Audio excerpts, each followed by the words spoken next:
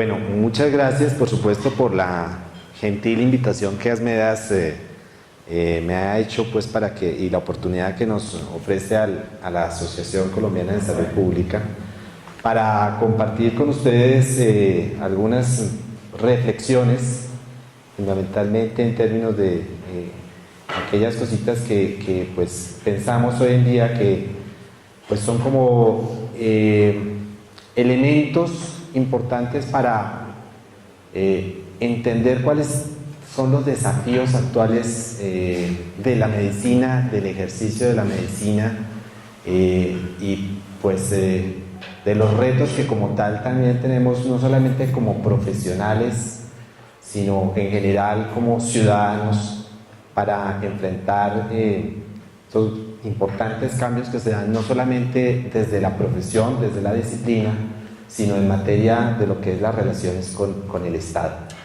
Como nos comentaba el doctor Pedro, pues bueno, yo he tenido la oportunidad un poco de construir, de centrarme del ejercicio médico. Ahora pues ejerzo la medicina desde otro ámbito, ¿cierto? No desde la medicina clínica. A veces tienden a no decir, ahora usted ya no es un médico, no, médico digamos ejerciendo desde otro campo. Y creo que eso, pues digamos, además, un poco por aventurarme o haberme aventurado pues a desarrollar otros quehaceres, yo hice una maestría en estudios políticos y me permitió entonces un poco entrar como en el campo del análisis histórico, del análisis un poco del campo político y de las políticas de salud.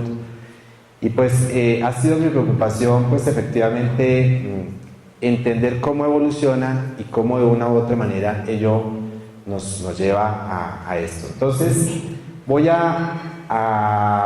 digamos, a dividir un poco la disertación. Primero hacer muy rápidamente ese recuento histórico de la evolución un poco de la relación médico-paciente, el ejercicio de la medicina, ¿cierto?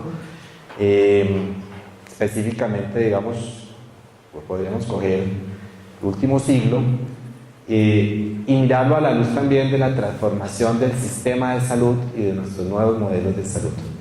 Y a partir de allí hilaré en algún momento pues con ya propiamente estas visiones mundiales de lo que pues se ha planteado desde la Organización Mundial de la Salud, las transformaciones también que se han dado en materia de pues, los organismos internacionales, dígase Banco Mundial y bueno, toda esta gama de organismos multinacionales, ¿cierto? Y mirarlo y ponerlo en contexto a la vez con lo propio que ha sucedido en nuestro país específicamente en los últimos 15 años, muy relacionado con los grandes cambios que se han gestado precisamente por las agremiaciones, por los actores médicos, entre ellos por supuesto Asmedas, y algo que en su momento pues se configuró de una manera muy interesante, la Gran Junta Médica Nacional, en la medida en que pues, ha sido un actor relevante o un conjunto de actores relevantes que han logrado efectivamente pues, dar giros estructurales a la práctica de pues, la medicina y de la salud en Colombia. Bueno, empezar y retomar, pues por supuesto, porque creo que la conferencia del doctor Sotomayor pues, fue un concierto, nos tenía realmente ahí embelesados.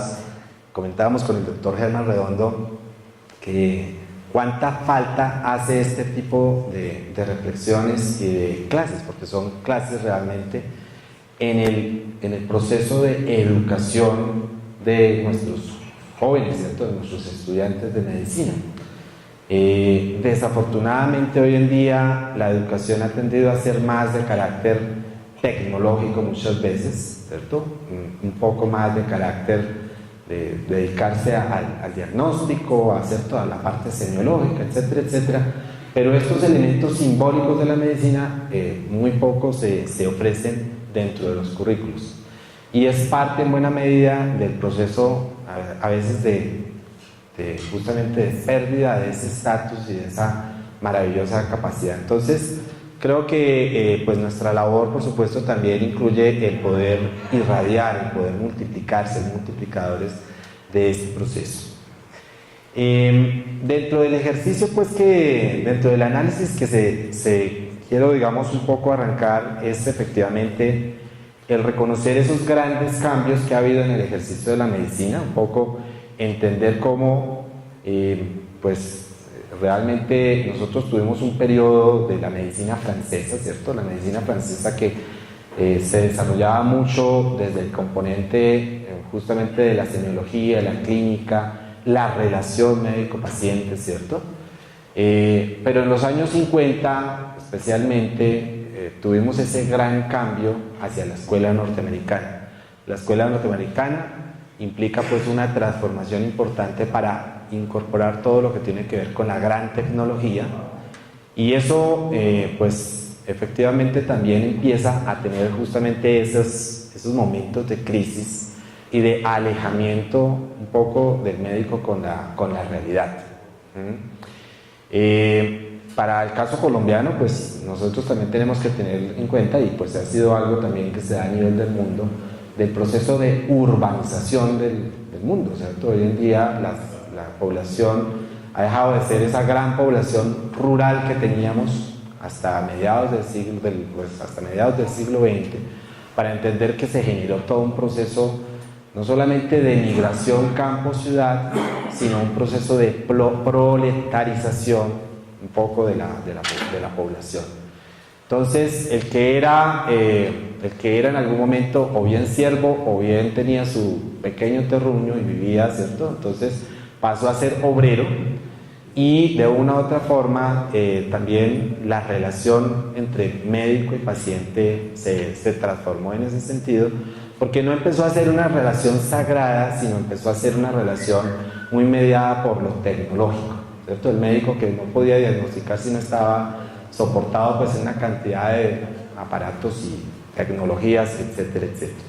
Entonces, eso digamos es como un primer elemento que yo plantearía, pero viene otro cambio muy importante hacia los años 80, 90, y es que de una u otra forma, desafortunadamente, bueno, ya venía desde los años 40 con la creación de los seguros sociales, los diferentes sistemas de seguridad social, pero se profundiza eso hacia los años 90 y es el ejercicio de la medicina, podríamos llamarlo corporativa.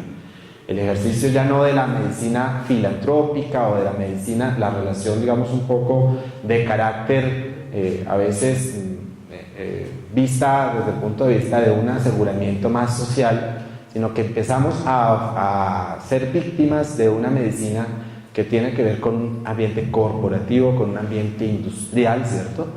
Y donde entonces los médicos pasamos a ser, y acabo de ser un poco irreverente y hasta difícil cimbronear un poquito nuestras mentes, ¿cierto? Y es que desafortunadamente el médico creo que ha pasado en buena medida a ser un obrero altamente calificado, ¿sí? No ha dejado de ser profesional desde el punto de vista humanístico, etcétera, etcétera, sino que ha pasado a ser una persona con un alto grado de conocimiento, muy reservado, pero donde finalmente termina siendo un empleado o un funcionario que sirve a unos intereses económicos. Y eso es una realidad, eso yo creo que tenemos que reconocerlo en el mundo actual, y no solamente en Colombia, sino en el mundo. Los modelos de aseguramiento privado desafortunadamente han terminado subyugando el poder médico al interés eminentemente económico de los aseguradores. Efectivamente, eso es un problema muy grave. Eso, digamos, ya acá hay un libro clásico que escribió pues uno de nuestros grandes profesores, Guillermo Ferguson, hacia los años 70 escribía una serie de ensayos que se llama Esquema Crítico de la Medicina en Colombia. Es un libro que pues deberíamos intentar, porque lo que escribió en los 70 en buena medida sigue siendo vigente, de cómo pues no solamente en términos de las relaciones económicas, sino que los médicos y todos los profesionales de la salud en buena medida terminamos de una manera muy sutil sirviendo al complejo médico industrial. Entonces somos parte de una cadena, agentes principales, ¿cierto?, de una serie de cadenas de intereses económicos. Entonces, sin pensarlo, y desde la formación misma del médico, el médico se va volviendo es un vendedor, ¿cierto?, que sirve a las multinacionales, sirve a las farmacéuticas, sirve a todo ese complejo médico industrial, que lo termina pues haciendo parte de una serie de intereses económicos. Y en buena medida la relación médico-paciente ha terminado desdibujándose, porque ya, digamos, ya no hay un servicio como tal, sino lo que hay es una venta de servicios. O sea, la esencia de la palabra servicio, que efectivamente era sacralizada, hoy en día ya no existe esa palabra servicio, sino lo que se hace es la venta de servicios, y se da dentro de una relación ya no médico-paciente, sino del cliente, ¿cierto? Cliente profesional. Entonces, eso está teniendo una repercusión importantísima, al punto que yo, pues, esta mañana antes de entrar a la reunión le comentaba o le preguntaba al profesor Francisco, le decía, bueno, sobre cuál tipo de relación médico-paciente se va a desarrollar o se va a presentar esto como un patrimonio histórico de la humanidad, porque la relación médico-paciente hoy en día viene transformándose en función justamente de estas relaciones comerciales y de estas relaciones lucrativas. Entonces ahí hay un elemento bien importante.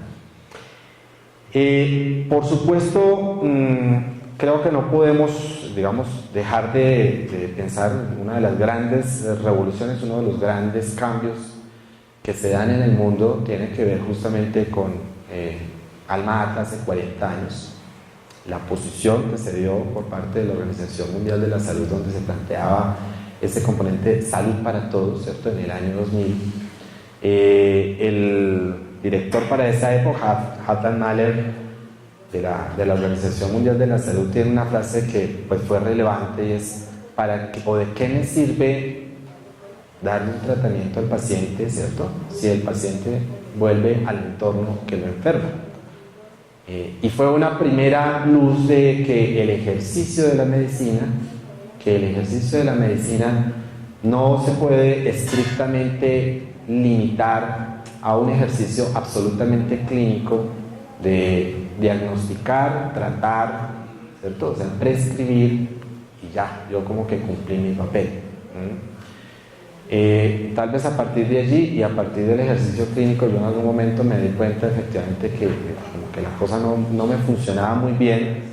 Yo dije, bueno, pero si yo lo que quería estudiar era salud y estoy ejerciendo algo es para diagnosticar y tratar, y veo que el paciente vuelve y regresa, y veo que la relación o el problema propiamente de enfermedad o de situación de salud del paciente no se relaciona, digamos, con dar el antihipertensivo, sino que hay una serie de condiciones en general que están haciendo que la persona lleve a este punto.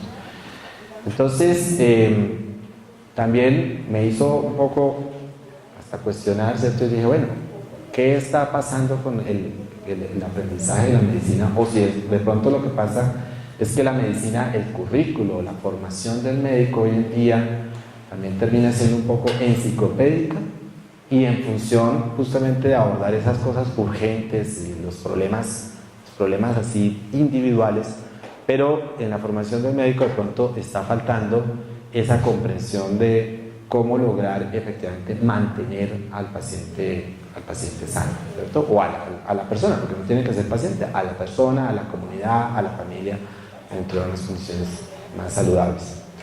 Entonces, en buena medida esta declaración de Alma Ata en su momento tal vez intentó avisorar efectivamente eso, la atención primaria en salud como el elemento central para poder garantizar esa salud para todos en el año 2000. ¿Qué situaciones se presentaron? Y que acá hay que decir, eso también lo hemos visto. La primera cuestión, digamos, es que el nombre mismo de la declaración de Alma Ata generó una serie de limitantes en su implementación. La primera cuestión es la palabra primaria, atención primaria. En el español, eso se ha hecho toda una serie de análisis, en el español la palabra primaria lingüísticamente se asemeja con básico, ¿cierto? Con básico. Pero en el inglés la palabra primary es más relacionada con esencial. Entonces, una cosa es decir la atención primaria, la atención básica, que fue la interpretación que se dio especialmente en Latinoamérica. Entonces, la atención primaria era la atención para pobres, lo mínimo, ¿cierto? Lo más escaso que... Entonces, la vacunación, el control de crecimiento y desarrollo, las sales de rehidratación oral. Una visión muy reduccionista de lo que es la atención primaria. Y otra visión, mucho más comprensiva, que es la atención esencial en salud. Esencial ligado a lo que tendría que ver como la atención fundamental, la atención vista como un derecho humano esencial. Entonces, ahí hay un cambio, hay un contraste muy importante que no se logró resolver de manera adecuada sino hasta el año 2008 más o menos, cuando fue, digamos, ya se cumplieron los 30 años pues, de Alma Ata. Se hizo toda una discusión a nivel mundial y entonces se empezó a generar aquello que se llamó como la atención primaria en salud renovada. Y la atención primaria en salud renovada para ese momento entonces empezaba a comprender que existían los determinantes sociales de la salud. Ya empezamos a entender que existían cosas mucho más allá del ejercicio clínico o de la teoría de los campos de la salud vista por Lalonde, ¿cierto? Y entonces teníamos que ver que en buena medida los resultados de la salud derivaban era de las condiciones de vida de las personas y que esas condiciones de la vida de las personas estaban muy en relación con las políticas públicas, ¿sí? De nada me sirve a la persona decirle coma bien si el problema es el salario, ¿cierto? O si el problema es que las condiciones de trabajo no son dignas.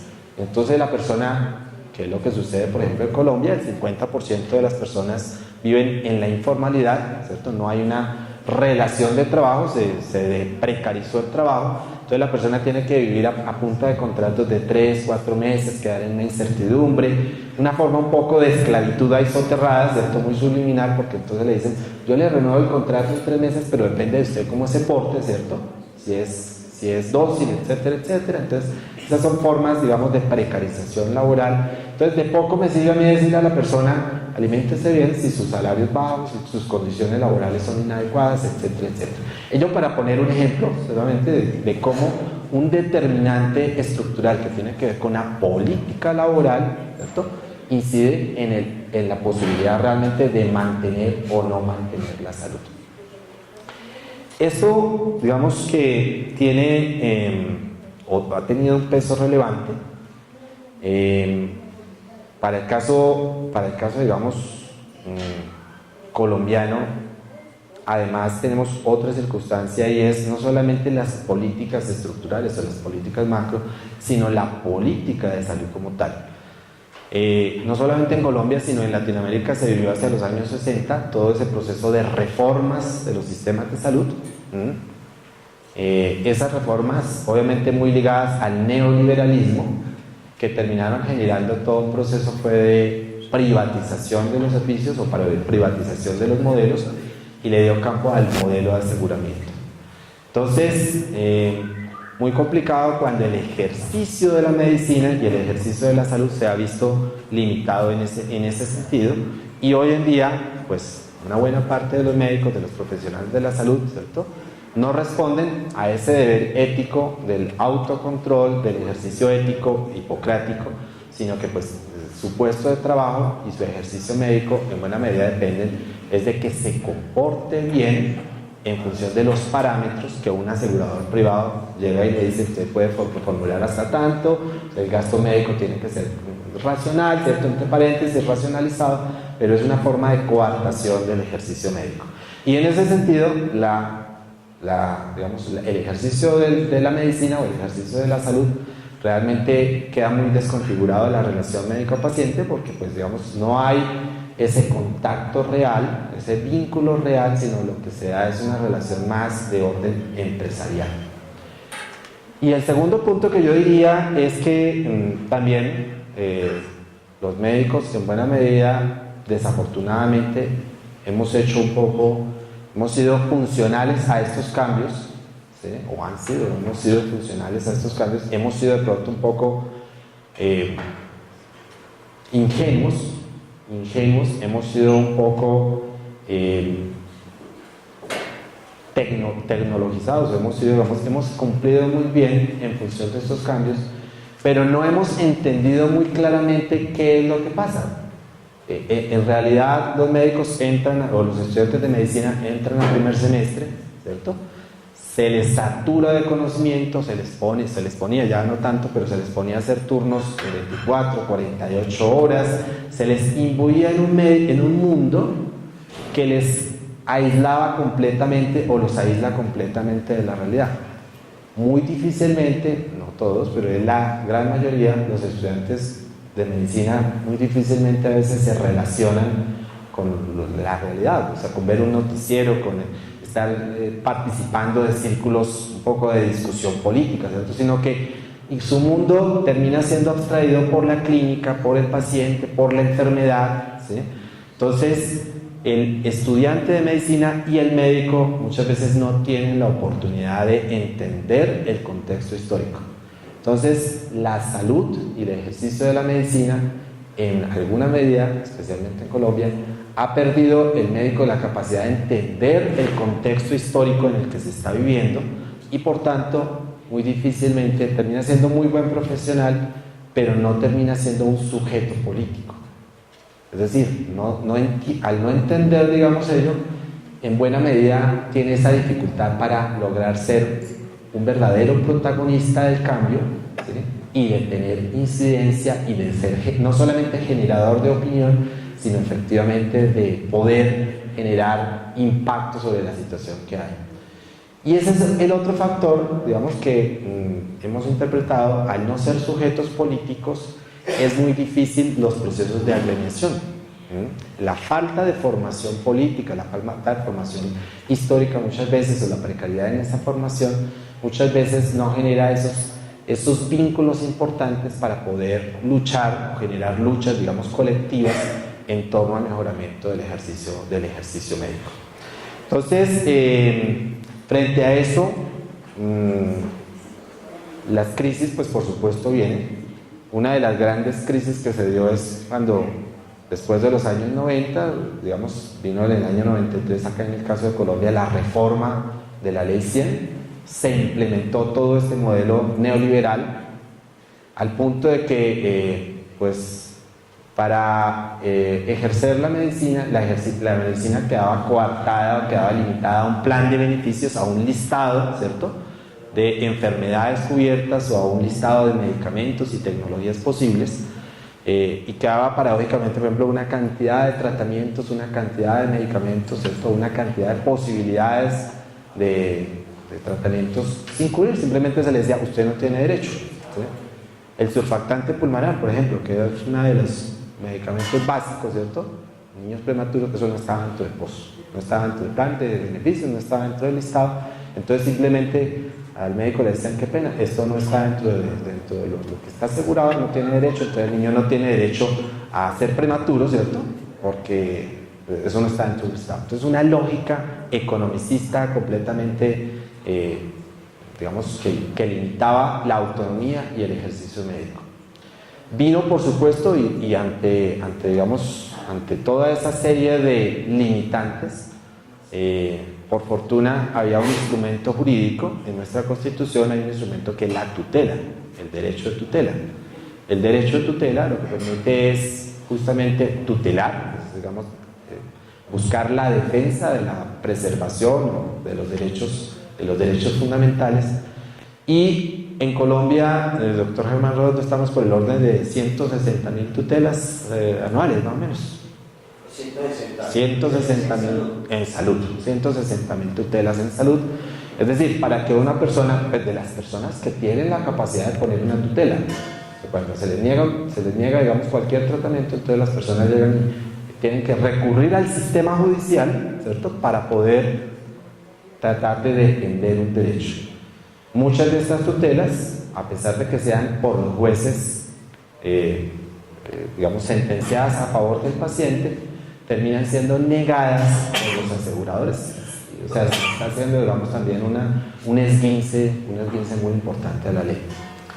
Y las condiciones de salud en general se han visto realmente, yo no digamos, no comparto mucho la opinión del doctor Pedro cuando decía que a los venezolanos se les está dando excelentes condiciones, excelentes derechos. No, yo creo que hay en general en Colombia, las condiciones de acceso, etcétera, etcétera, están bastante limitadas, justamente porque prima prima el interés de lucro, ¿sí? Es decir, cuando se le va a brindar los servicios a las personas, finalmente el asegurador dice, bueno, pues yo tengo que garantizar una rentabilidad, tengo que garantizar una serie de elementos, entonces yo puedo brindar los servicios, pero, ojo, limitado efectivamente a que yo tengo que garantizar unos márgenes de rentabilidad. Entonces, lo que tenemos en este momento es que sí, se hizo una lucha muy importante para que la salud fuese un derecho fundamental, la salud fuese entendida como un derecho fundamental autónomo. Pero seguimos teniendo, digamos, una tensión persistente, y es que una cosa es un derecho fundamental autónomo, pero que tiene que ser brindado o asegurado por empresas en las que prima el ánimo de lucro. Entonces, ahí hay una contradicción entre lo que es la ley estatutaria de salud y la ley básica que nos opera, que es la ley 100 o la ley de aseguramiento, ¿sí?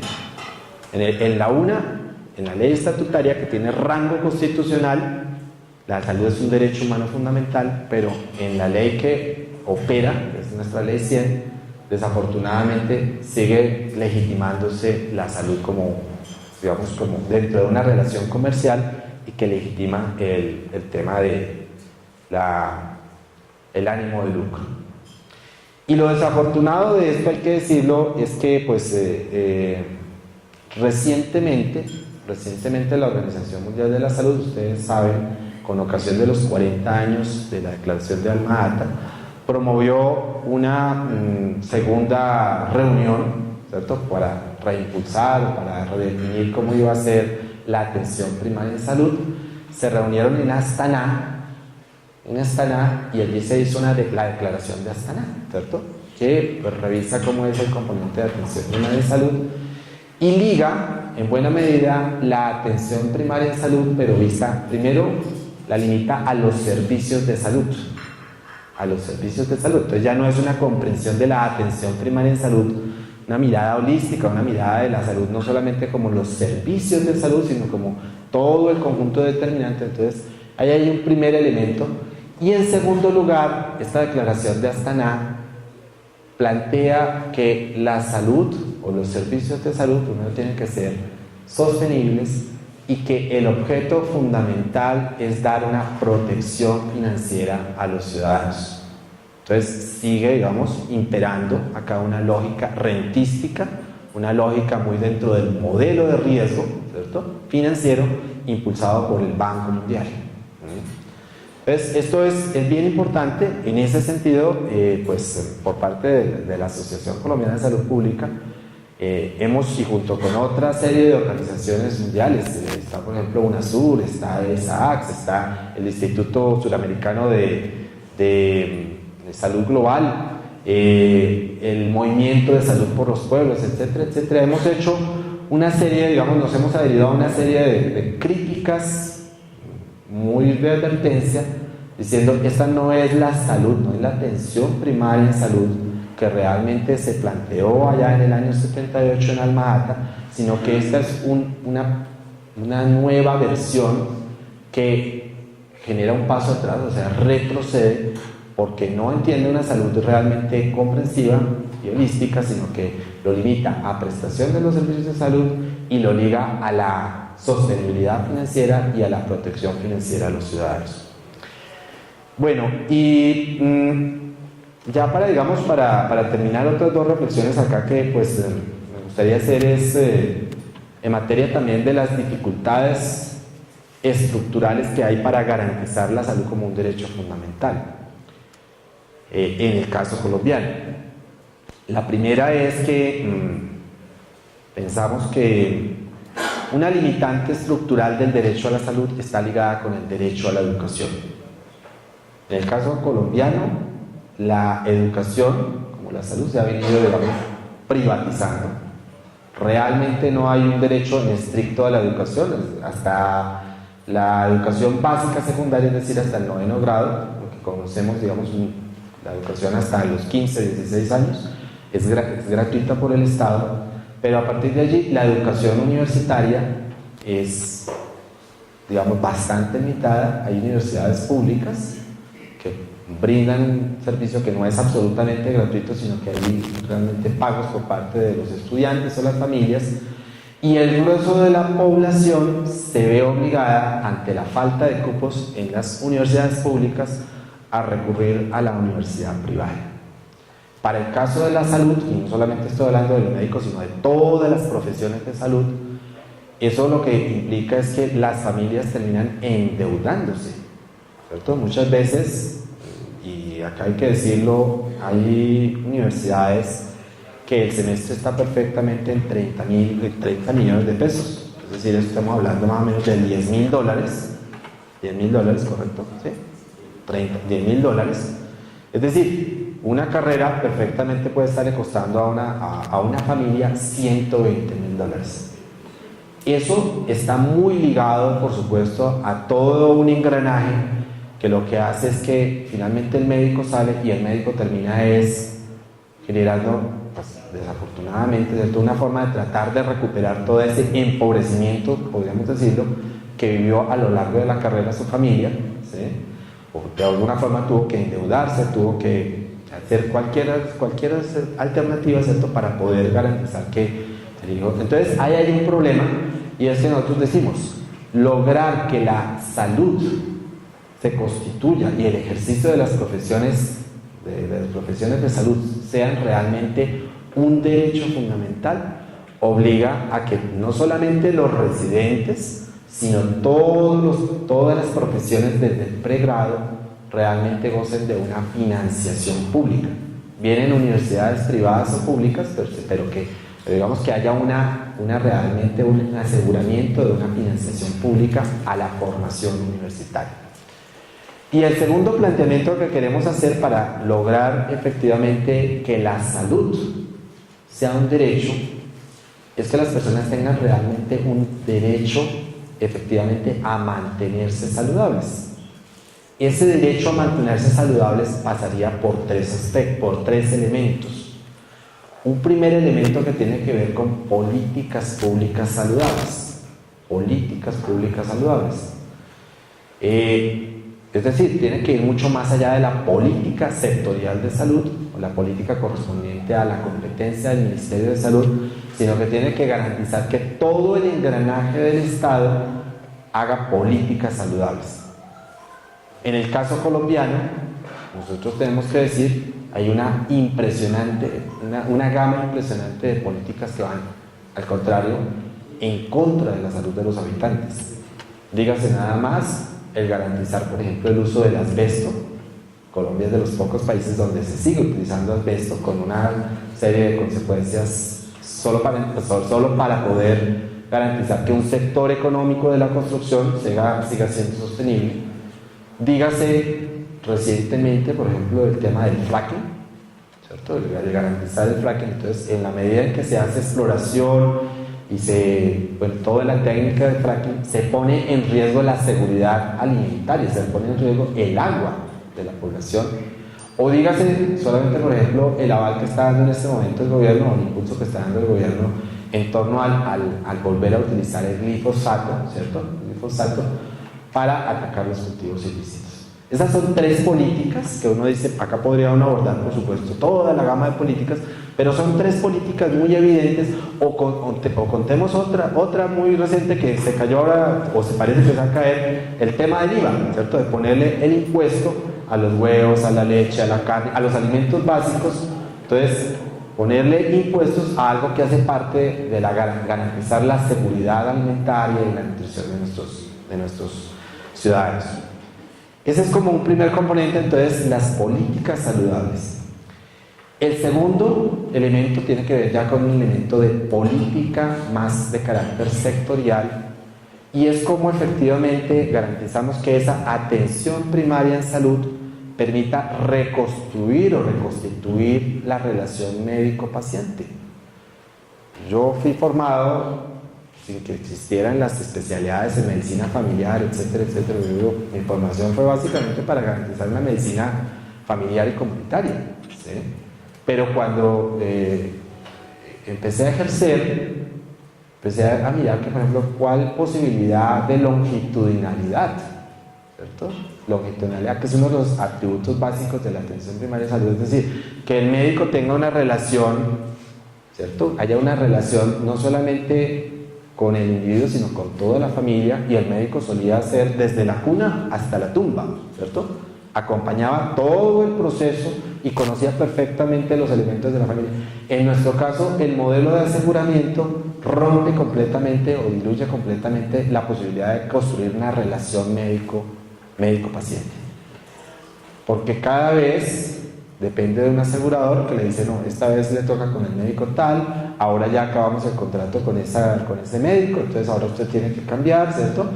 Y perfectamente cada mes, cada 2 meses, cada 3 meses, cada vez que va a consultar el paciente termina en otro médico, ¿cierto? Que pues no conoce, le vuelve y le repite otra vez toda la historia clínica, todos los exámenes, etcétera, etcétera. Entonces, ese solo elemento de la atención primaria en salud que conocemos como la longitudinalidad, que es poder tener una relación efectiva permanente, se diluye en nuestro esquema. Y finalmente, el tercer punto que nosotros planteamos es que para garantizar una verdadera posibilidad de mantener una población saludable, nosotros tendríamos que realmente darle no solamente al médico, sino a todos los profesionales de salud la posibilidad de aprender más de prevención. La medicina, en el caso presente, enseña mucho de diagnóstico, de tratamiento, de semiología, etcétera, etcétera. Pero en prevención realmente eso es un campo que está inexplorado. Cuando yo hice el pregrado, tengo que confesarlo, la gente decía, no, es que salud pública es una costura, ¿cierto? Costura es una cosa ahí de tercer orden, ¿cierto? Entonces se tomaban esas clases ahí como porque tocaba, ¿cierto? No se le daba la primacía. Armando Di Negri, un saludista brasilero, alguna vez planteó una idea que a mí me pareció muy interesante, incluso ahora sé que Japón la tiene, y es que antes de estudiar medicina, odontología, enfermería o cualquier carrera, las personas tienen la obligación de estudiar salud pública por lo menos 2 años. Entonces,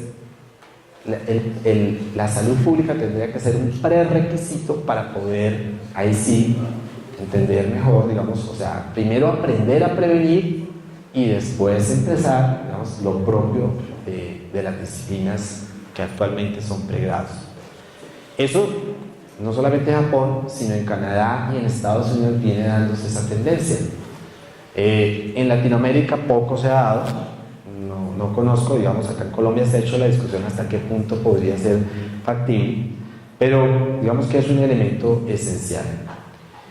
Y otra política que hemos venido impulsando, muy importante, que tendríamos que avanzar en el mundo, pues en Colombia, pero también en el mundo, tiene que ver con el derecho realmente a una alimentación saludable. La alimentación saludable, por supuesto, tiene que ver con todo un componente de soberanía y seguridad alimentaria y nutricional, etcétera, etcétera. Es decir, tiene que ver con una política agraria, con una política comercial, etcétera, etcétera. Pero para el caso de salud, la propuesta que hemos hecho,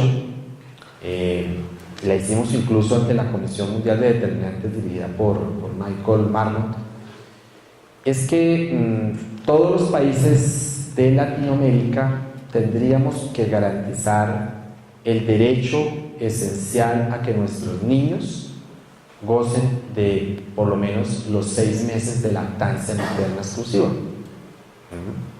En Colombia, en este momento, la licencia de maternidad, cuando la mamá tiene niños, es de 100 días, ¿cierto? Estamos hablando de 3 mesecitos contados. Entonces es casi imposible garantizar la lactancia materna exclusiva. Ahí se han inventado cositas, ¿cierto? Que tener consultorios o algún tipo de cuestión de lactancia empresarial, etcétera, etcétera. Pero en alguna reunión que tuvimos con la directora mundial de UNICEF, ella nos ampliaba el horizonte y decía, mire, el problema no es estrictamente limitarlo a la lactancia materna. Claro, ese es el derecho básico a la alimentación saludable. Por supuesto, sale mucho más, es una política saludable, Si en cambio de tener que pagar cuidados intensivos, tal, yo simplemente le aporto al niño nutrientes, anticuerpos, etcétera, etcétera. ¿Cierto? Entonces, pero ella decía, más que el derecho a la lactancia, nosotros tenemos que entender que hay una cosa que se llama el derecho a la crianza, que entonces ya no es un derecho prestacional de las madres que tienen trabajo, de los padres que están vinculados al trabajo formal, entonces a través de eso pueden gozar de una licencia de maternidad o paternidad, sino que tiene que ser al contrario, es un derecho de los niños a poder contar con la presencia de su madre o de sus padres, ¿cierto?, durante un periodo mayor. Entonces no solamente se alimenta con leche, era lo que decía ella, no solamente se alimenta con leche materna, sino que el contacto, ¿cierto?, el contacto visual, las caricias, el hablar, el compartir el juego, etcétera, etcétera, va transformando al niño y va generando una condición distinta en ese ser humano. Entonces viene, y acá recojo un poco la parte del ritual, cuando uno dice no es un acto mecánico, sino que efectivamente la construcción de un ser saludable tiene que ver con una serie de entornos y de actos de la relación de binomio madre-hijo. Para el caso colombiano, pareciera que es un aspecto muy importante el lograrle, digamos, como sociedad, como nación, si nosotros le diéramos a una nueva generación de niños esa oportunidad a gozar del derecho a la crianza, como parte de un derecho fundamental a la salud, sería un aspecto supremamente relevante. Porque una de las circunstancias que tenemos es que el principal problema que tiene nuestro país es la salud mental. Venimos de 50 años, ¿cierto?, de un conflicto armado, pero es un conflicto armado que ha afectado no la salud mental de los guerrilleros y estrictamente de los combatientes, sino que terminó afectando la salud mental de todos los ciudadanos. Entonces, la resolución de conflictos, la capacidad de comunicación asertiva, el diálogo constructivo, etcétera, etcétera, se ha disminuido en nuestro país fruto de todo un lastre de violencia, ¿cierto?, de violencia no solamente de orden público, sino de violencia cotidiana. Frente a esto, entonces, cuando comentamos esta idea con Sir Michael Marmot allá, entonces él nos trajo a colación, y es otro libro que vale la pena, un libro de los años 50 que se llama Los cuidados maternos y la salud mental. Los cuidados maternos y la salud mental. Y fue un libro que se hizo durante la posguerra. Muchos de los niños terminaron huérfanos, recordemos, en la posguerra, o las madres tenían, digamos, toda una dificultad porque estaban hospitalizadas, etcétera, etcétera. Entonces él empezó a hacer un estudio epidemiológico de cuáles eran los efectos que tenía el perder, digamos, el romper el vínculo madre-hijo. Y empezó a encontrar que justamente estos niños, pues en los primeros días se volvían apáticos, lloraban, dejaban de comer, etcétera, etcétera. Pero con el tiempo lo que se presentaba era una tendencia al suicidio o se presentaba una tendencia a generar comportamientos violentos y a ser antisociales. Entonces las personas, estos niños, digamos, huérfanos de la posguerra, mediante ese estudio epidemiológico que se muestra en este libro, lo que se mira es que efectivamente tienen una incapacidad, digamos, de construir relaciones armónicas, la estructuración de la personalidad, etcétera, etcétera, todo se diluye. Entonces, es como la segunda idea, y pues obviamente teniendo acá un público internacional, yo creo que es muy relevante, no solamente que sea una idea de Colombia, sino que todos vayamos creando, ¿cierto?, un poco esa masa crítica donde podamos prever cómo construir una sociedad saludable para nosotros. Implicaría eso, ese primer principio que es garantizar que todos nuestros niños gocen de aquello que decimos la lactancia materna exclusiva durante los primeros 6 meses, y frente a ello entonces tendría que haber una política de Estado, ¿cierto?, una política de bienestar, no de pagarle en estricto a la persona, ¿cierto?, una licencia de maternidad, sino de brindarle las condiciones para que madres y padres puedan realmente acompañar a sus hijos. Y eso, digamos, no es nuevo, eso ya, digamos, en Europa varios países incluso no dan los 6 meses, sino dan hasta 2 años de licencia, ¿cierto?, de licencia para que los padres puedan gozar de unas características. Bien, no quiero alargarme porque pues también el ánimo de la asociación no es crear un monólogo. Nuestra filosofía más es realmente crear unos espacios de diálogo, Y yo quisiera, doctor Pedro, que pues con su venia y con su moderación, incluso aprovecháramos pues para que no solamente las dos charlas o las dos tal vez intervenciones, reflexiones que se han dado, sino que realmente abramos el espacio de diálogo y de reflexión, no de preguntas, sino más de comentarios, bueno, cómo también tratemos de ligar esto un poco a, pues justamente el conocimiento que tienen los presentes. Yo, un poco de lo que he venido reflexionando, y por eso, a pesar de que usted me decía ahora con ciertos comentarios, pero tengo que decir que he venido descubriendo que es distinto hablar con un médico de 20 años, con un médico de 40, con un médico de 50 y con un médico de 70, ¿cierto? 5 minutos es distinto, o sea, uno puede decir son 5 minutos, pero en 5 minutos una cosa es cuando alguien que tiene 30 años, ¿cierto? Esos 5 minutos reflejan 30 años de vida, ¿cierto? Mientras que 5 minutos de una persona de 60, 70 años logra tener una experiencia, logra tener una comprensión de la realidad distinta. Entonces yo creo que el ejercicio es muy válido si logramos realmente tener un aprendizaje colectivo. Mil gracias. Gracias.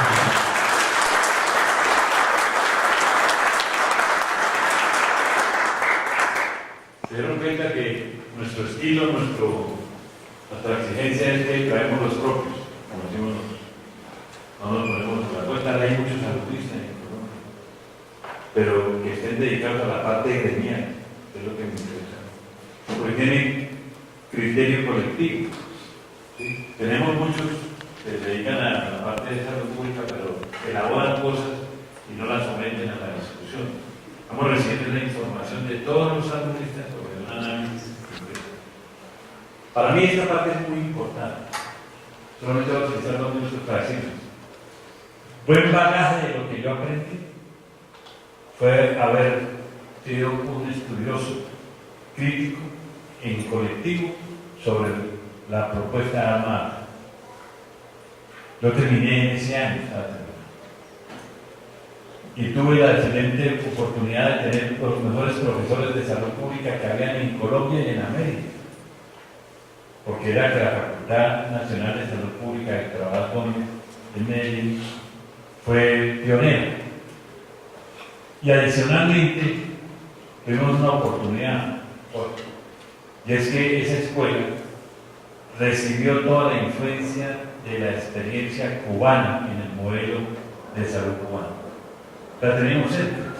Entonces los profesores específicos que nos enseñaron esas cosas eran cubanos que venían a plantear las cosas. Entonces, nosotros aprendimos de la atención primaria. Eso fue una discusión larga, académica, eminente, todo, y la resolvimos, porque eso, como dice Hernando, hay muchos criterios para la atención primaria. Muchos creen que la atención primaria es el toque de la gente, del ciudadano, al sistema. ¿Sí? O la atención, etc. Nosotros consideramos que la atención primaria es una estrategia interesante. Si tiene un enfoque eminentemente de salud. Por eso cuando Adá planteó el cuento, nosotros no nos extraña. Nosotros trabajamos en criterios de salud y no en enfermedad. Así aprendimos en el enfoque de esa facultad fue eso. Hay que luchar por la salud. Con la atención primaria lo materializamos. ¿Qué es la atención primaria? Es que la gente no se enferme. Porque lo otro es mirar la enfermedad como tal. Entonces, ¿preparo a la gente para que atienda la enfermedad? ¿O preparamos a la gente para que haga salud y que la gente no se enferme? Y por eso la promoción de la tradición es un elemento clave en este rol. La gente cree que el problema es esperar que la gente enferme. No, la idea es que no se enferme. Y cuando uno no logra eso, entonces los prohombres del neoliberalismo, de los privatizadores, no entienden por qué un médico puede dedicarse a mirar cómo viven las comunidades, cómo viven las familias y tratar de anteceder su acción a que ya tengan impacto en el organismo. Si ven un enfoque totalmente diferente, nosotros lo miramos desde ese punto y desde eso hemos venido alimentando. El otro punto fue de esa almata, fue otro punto clave, fue lo de la tecnología apropiada. No negaban la tecnología apropiada. Esto era porque los países ricos que construyeron parte de esa instalación no querían dar plata para que estos países, todos los de América Latina, Asia y África, los países que llamaron del tercer mundo, tuviesen la posibilidad de acceder a lo más avanzado de la ciencia y tecnología médica. Pero nosotros la convertimos en positivo. Discutamos qué es tecnología apropiada. Y nosotros tuvimos esa experiencia.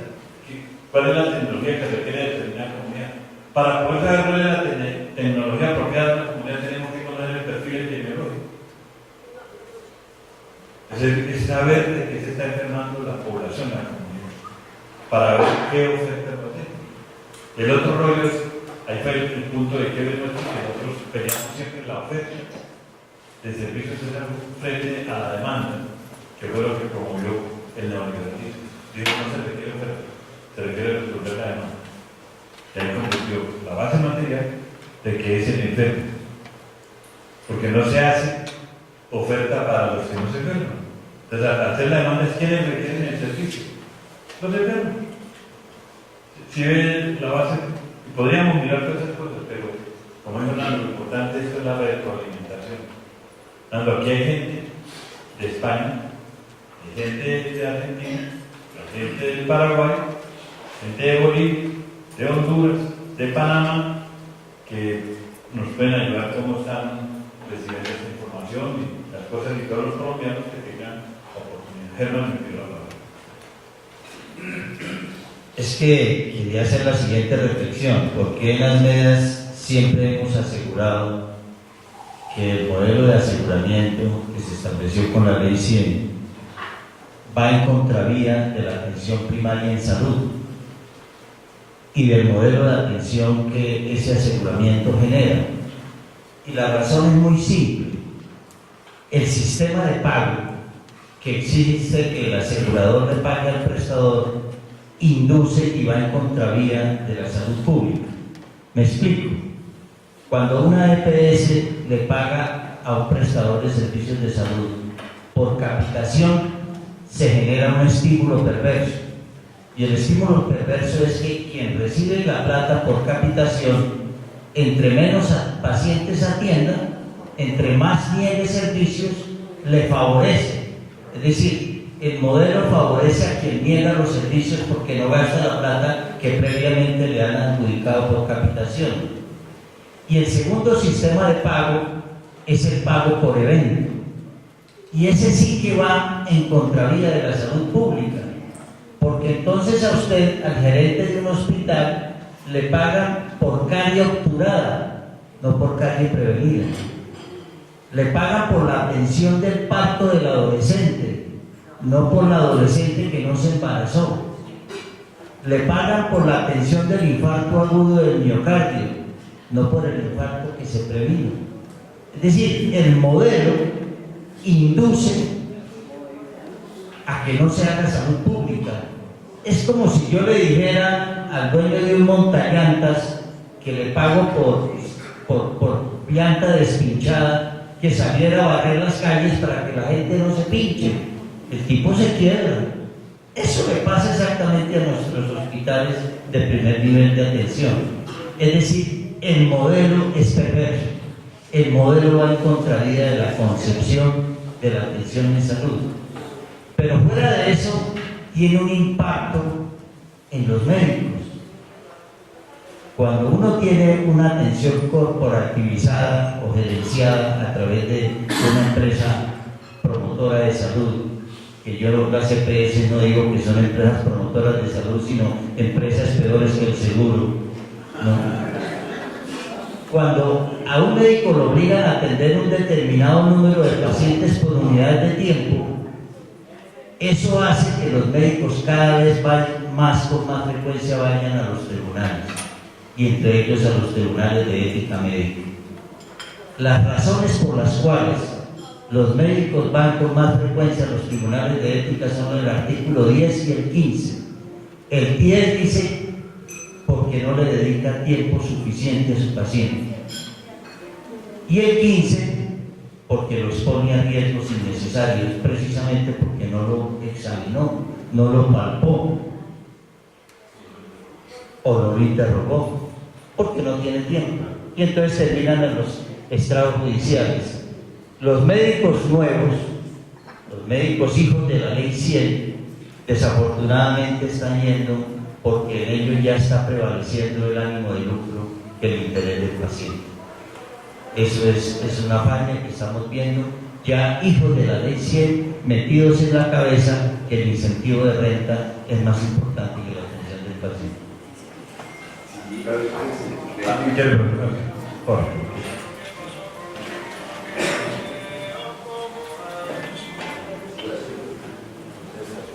Cada vez se ratifica más este evento. Lo importante del evento es que tenga una continuidad. Y ayer lo mencionaba con Pedro y con el presidente de la Confederación Mundial. La necesidad de generar una cátedra de dignificación del pensamiento médico.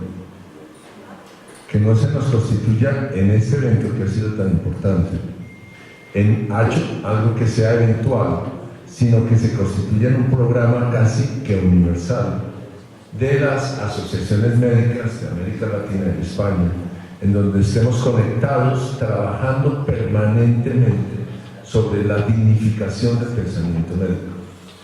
Porque ahí es donde el neoliberalismo ha hecho su mayor cosecha de ganancia, que nos cogen a nosotros fuera de foco. El constituirse como tarea y propósito, Pedro, de mirar cómo esa iniciativa de construir una cátedra de dignificación del pensamiento médico, en donde nosotros podamos tener acceso permanentemente a esta charla, por ejemplo, al derecho a la crianza humanizada y colectiva, que es fundamental. Eso, solamente en ese evento que se da, nosotros no nos podemos dejar conformar con las normas o grabaciones de derecho, sino que paulatinamente se vaya constituyendo en una forma de accionar médica. Entonces me parece que es el llamado, y se ratifica, ojalá podamos tomarlo como conclusiones del evento, el explorar la posibilidad de crear una escuela de dignificación del pensamiento médico en América Latina. Muchas gracias. Doctor Garzón. Gracias, doctor. Yo pienso que todos estamos de acuerdo absolutamente con todo lo que se está hablando acá y hemos sido testigos a través de nuestro ejercicio profesional y de nuestra vida de todas las angustias que se comentan acá. Yo digo todo, doctor, todo lo que usted es cierto. Me preocupa a mí grandemente es por qué no vemos juventud acá. ¿Sí? Eso es una cosa que es preocupante porque dice que casi que podríamos decir, uniéndome a las preocupaciones que nos dejó el doctor Tada el primer día, casi como estamos de día en día de extinción. Yo pienso que mientras no haya juventud, no haya sangre nueva, estamos perdidos. Entonces, labor de todos nosotros de atraer a la gente joven a que piense en la cuestión de tipo social. Me parece a mí que la juventud médica está alejada de lo social, pero yo pienso que es que no pueden estar acá porque no se les permite estar acá.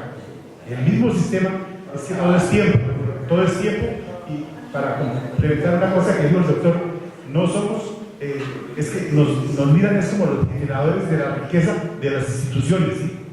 El médico no es el que trabaja, es el que factura, y si usted factura, hay bienestar, pero no para nosotros, para los dueños de los emporios de salud. Entonces yo la invitación que hago es que reflexionemos en todas estas cosas y de que todas estas cosas no sean de estos sitios nada más, sino que pasemos esto a la juventud para comprometernos y que todo esto siga, que Almeida sea grande con la gente joven. Eso es lo que tenía que decir. Gracias. Solo tengo una contradicción con el doctor Garzón. ¿Cuáles son los dioses que están aquí? Que hay mucha experiencia, muy cobijo. Usted dice que por el color del pelo, esas son las caras que le sacan los pacientes a los médicos, pero no es por. Estamos en la juventud. Tenemos que mirar así. En la mejor de la juventud estamos consolidando nuestra experiencia. Y cuando la tengamos consolidada, miramos a ver cómo la transmitimos.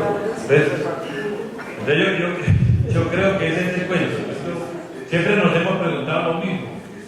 No, a mí me interesan más los líderes para que se vuelvan multiplicadores, porque ya los médicos no vienen a las organizaciones gremiales, por más que hay que ir. Y yo soy el enemigo, tiene que haberlo suelto, porque los han citado en el mensaje de los niños, soy el enemigo de las redes sociales. Las redes sociales, utilizar las redes sociales que para la educación, que ahora la gente, y menos esta. Yo, por ejemplo, me siento satisfecho a pesar del esfuerzo y las gestiones que tuve que hacer para este evento, de ver este grupo de 70, 80 colegas atentos, concentrados. Yo después de 10 años, después le doy la palabra al doctor González. Cuando ACMES comenzó a hacer los congresos de 2.500, 3.000 médicos en el país, a mí me decían, pero eso no es más grande es de la Asociación Colombiana de Medicina Interna. No, el más grande es el de cirugía. Yo soy formado en un concepto materialista, esto aprecio, no opino sino aprecio, si no tengo la sensibilidad. Entonces, esto será cierto, yo me jactaba y todo, y el ministro me lo decía, y el presidente del Seguro también decía, ustedes son los que hacen, que convoca y lleva, y yo no le he hablado más de 2.000 médicos, yo soy el presidente, tengo toda la plata del mundo, y le digo a mis ejecutivos, al vicepresidente de salud, convóquenme los médicos, y no me llevan sino 20, 30, 50, con toda la plata. Y estos locos de ACMES convocan ¿sí? ¿Cuál es la razón? Yo me metí a las congresos de ANDI. Como ANDI, los congresos lo hace la industria farmacéutica. Nadie conoce eso. ¿Sí? Entonces, a ese congreso los internistas llevaban a la enfermera jefe, al residente, al interno y a los estudiantes que tenían en ese momento. Porque todo eso se lo financiaba la industria farmacéutica. ¿Estamos? Y así era. Claro, hablaban de otra cosa. Nosotros los congresos los llamábamos congresos de actualización médica, quirúrgica y gremial. Y después citamos médica, quirúrgica y ponemos Congreso Nacional de Medicina, ¿sí? Y gremio. Y nos dimos el lujo de hacer estos eventos aquí. Aquí ustedes no están aprendiendo ninguna tecnología, no están aprendiendo la razón de ser de médicos, la razón de ser de ciudadanos, para que lo aprovechen a donde ustedes crean que tengan que aprovechar. ¿Estamos? Entonces era el cuento, montar el evento, en cambio para nosotros era clave tener los 2.000, 2.500 médicos, porque nos garantizaba que cuando el ministro iba y echaba el rollo y miraba a los médicos de frente, y todos los médicos, el de Baupés, el de Putumayo, el de Leticia, ministro, ya que lo puedo tocar, ¿cuándo va a ir a Leticia que allá el hospital está que se cae? Todo ese rollo. Tipo, se da cuenta que recibía la retroalimentación. Cuando yo regresaba a principios del año, decía, ministro, este año el congreso va a ser en Cartagena. Ya no me va a dar 200, me tienen que dar 300. Cuente con eso. ¿Estamos? Porque sabían que eran médicos de Cartagena. Hoy en día, el problema es que los médicos se expresaron por nosotros. Termino con esta razón. A mí me preguntaban ayer de una comida, ¿por qué son 65 facultades de medicina? Yo les decía que nosotros hoy es 66, porque eso todos los fines de semana montamos un garaje y ya hacen. Y yo le preguntaba a Sofami, me llamaba Sofami los decanos, y a todo el mundo yo le preguntaba, oye, ¿quiénes son los que enseñan en esas facultades de garaje? Llamamos pues médicos. Los mismos médicos están haciendo la aquí. Están sacando médicos tan mediocres que son técnicos de operación de la medicina, pero son los médicos. Ahora, yo me encuentro con mi colega y ¿cómo está dedicada? No, pero yo me dedicaba a la docencia. ¿Y en dónde? No, yo soy docente de tal. Esa facultad existe. Sí, como para exigirse su sindicalista me dicen, yo soy docente. ¿Sí? ¿Docente de qué? No ha hecho una hora de tecnología educativa, no saben que es un proceso de aprendizaje, no saben nada de eso. sino que llegan al hospital, a la clínica, y le ponen un carnet que dice Facultad de Medicina de la San Martín, y por eso le dan 500. Y el director es feliz, porque metió una hoja de vida docente de la San Martín, por decir una sola. ¿Están? Claro, ustedes dicen, los extranjeros, Patricio, Paco, ¿por qué tantas facultades? Porque resulta que la educación en Colombia se privatizó al mismo tiempo que la salud. Y aquí es más tenaz, pueden montar cualquier universidad, cualquier instituto, Patricio, y después de 2 o 3 años es que lo obligan a tener el registro educativo. Entonces, vean, ese es el lío. Nosotros tenemos más facultades, pues, más universidades e institutos que instituciones de salud. Pero no sé que a nosotros nos tocó esa tarea, la parte del aparato educativo y la parte del aparato asistencial, a los médicos, a los gremios nuestros. Los educadores no lo hacen. Los educadores van pues, en términos generales, y ahí están dando la pelea por el problema de la privatización de la educación. Pero a nosotros nos toca, no somos capaces de resolver casi los problemas de los médicos que hacen asistencia. Ahora, ¿cómo será para meternos a resolver problemas del aparato educativo de los médicos? Yo lo logro por la relación que tenemos a nivel de organización, ¿cierto? Ascofame es invitada permanente a las reuniones de los gremios médicos, de allá recibimos información y todo. A veces es incómodo porque a nosotros nos toca confrontarlos. ¿Por qué permiten eso? ¿Por qué permiten que todavía haya más facultades de medicina? Ellos son conscientes de eso. Ciudades como, pues, para ilustrarles, como Tunja.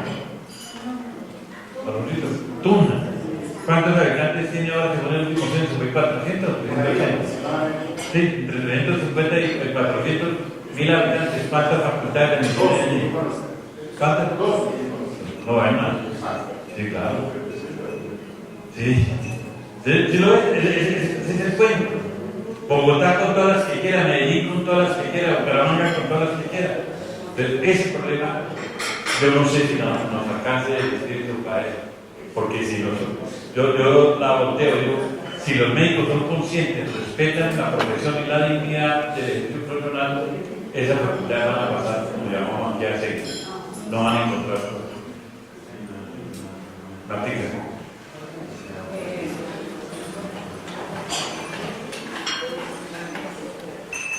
Bueno, pues estaba muy entusiasmada y muy interesada de ver este núcleo de pensamiento, pero de cabezas todas, seamos nosotros con cabezas blancas y sin que hayamos logrado muchas transformaciones que hubiéramos querido en el curso de la vida, porque nos encontramos con contradicciones muy grandes. Seguimos siendo un grupo de soñadores, idealistas, entusiastas de los derechos, pero en la vida práctica y en las soluciones pragmáticas no hemos logrado aglutinarnos alrededor de esas realidades. Y uno sabe que hay compañeros, como muchos trabajadores de la salud, que están desempleados o que están en condiciones de orden de prestación de servicios o en cualquier otra condición en que francamente a uno le queda muy complicado de ser un compañero, renuncia a la supervivencia suya y de su familia, porque es que la dignidad. Entonces nos toca preguntarnos de una forma más creativa cómo es que sostenemos la dignidad en medio de estas circunstancias, cómo las familias de todos nosotros no pasan necesidades. Cuando tú hablas de los médicos que están siendo docentes, pues bueno, es otra opción laboral, es otra opción de ingreso, y aquí el mercado nos puso en el tema de la libre competencia. Entonces todo el mundo se tiene que desfogar porque tiene que buscar un método de supervivencia. Esa es una realidad. Entonces tenemos que buscar un mecanismo de cómo es que se conjuga la dignidad con la supervivencia, porque no podemos echarnos el discurso para que la gente no sobreviva o que esté en condiciones precarias o que al médico le toque emplearse de chofer de taxi porque casos muy cercanos en profesiones de la salud muy prestantes también los hemos tenido que conocer. Y de la misma manera existen contradicciones de aquí, el doctor Germán y otros, doctor Nieto, que hemos tenido que estar al frente de cargos de salud, aquí la mayoría nos ha pedido. ¿Cómo es que juega el tema de la discusión de los derechos con una realidad pragmática en donde no nos dan los recursos, no llegan los recursos, son insuficientes y tenemos que analizar, por ejemplo, el tema ahorita de reforma tributaria, de verdad qué es lo que le va a quedar a la gente para que podamos garantizar el derecho y para que no se nos quede como en el discurso. Yo creo que esta es una reflexión que tenemos que hacernos muy profunda de que cómo este grupo puede ser realmente dinamizador. La última intervención, porque nos coge la mañana y hoy no hay refrigerio aquí adentro, nos toca afuera porque no hay mesita para que estén cómodos. Quiero simplemente hacer una reflexión un poco personal. Tengo una enorme fortuna y es haber sido uno de los primeros médicos familiares que se formó en este país. Y tengo también la enorme fortuna de haber trasegado por una serie de sectores de la salud, entre lo público y lo privado, entre lo rural y lo urbano, entre lo nacional y lo internacional. Y producto de esas reflexiones vivenciales, creo que aquí se ha notado un ambiente que claramente me lleva al terreno de las ideas. Yo creo que el problema fundamental nuestro no es el de los determinantes sociales de la salud, que importan y mucho. También son los determinantes culturales, de los que poco se habla, pero que ya se empieza a aceptar. Y en algo que yo quiero insistir en esta corta intervención es en los determinantes ideológicos. Esos determinantes ideológicos que son los que conforman la diversidad de pensamiento de los seres humanos. Somos 7.500 millones de seres humanos que pensamos de 10 maneras diferentes. De 10. No de 15, ni de 80, ni de 7.500, por fortuna, pero tampoco de 1.